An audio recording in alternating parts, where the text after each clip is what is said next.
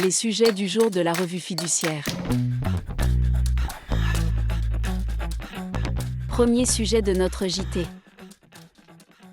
Majoration de 40%. Les inexactitudes ou les omissions relevées dans une déclaration sont passibles d'une majoration de 40% en cas de manquement délibéré. L'administration doit prouver l'insuffisance ou l'inexactitude de la déclaration et l'intention délibérée d'éluder l'impôt. Dans une affaire récente, dans laquelle l'omission de déclaration ne couvrait qu'une partie de la période couverte par la vérification de comptabilité, les juges ont considéré que cela ne révélait pas d'intention d'éluder l'impôt.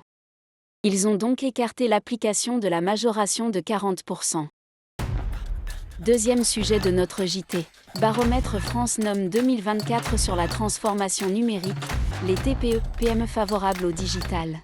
France NOM vient de publier l'édition 2024 de son baromètre sur la transformation numérique des TPE et PME. Pour réaliser cette étude, France NOM a interrogé plus de 10 000 entreprises dont plus de 6 400 TPE. 79% des dirigeants de TPE-PME considèrent que le numérique apporte des bénéfices réels, un taux qui monte même à 85% pour les PME.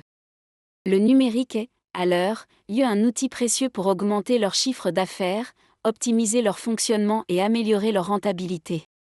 La visibilité en ligne est l'un des éléments qui permet de générer du profit. Plus d'une entreprise sur deux déclare qu'au moins 5% de sa clientèle provient du net. En revanche, la crainte du piratage des données continue de progresser malgré le développement de mesures de protection. En 2024, presque un dirigeant sur deux se dit ainsi inquiet à ce sujet. 81% sont pourtant dotés d'une solution de cybersécurité, dont 96% d'un antivirus et 81% d'une sauvegarde de données en externe. 13% des entreprises interrogées utilisent l'intelligence artificielle, avec de fortes disparités selon les secteurs. 40% y ont recours dans le secteur numérique, contre seulement 4% dans l'agriculture. Les entreprises sont, en outre, plus sensibles à la sobriété numérique et adoptent des mesures telles que le recyclage des équipements numériques et l'achat de matériel reconditionné. Enfin, l'enquête révèle une professionnalisation de l'accompagnement à la transformation numérique des TPE-PME.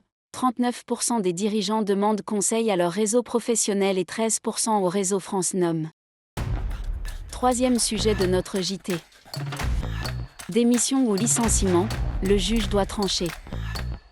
Le chef cuisinier d'un restaurant ayant cessé de venir travailler, son employeur lui avait adressé un courrier recommandé pour lui demander de justifier de son absence et de réintégrer son poste.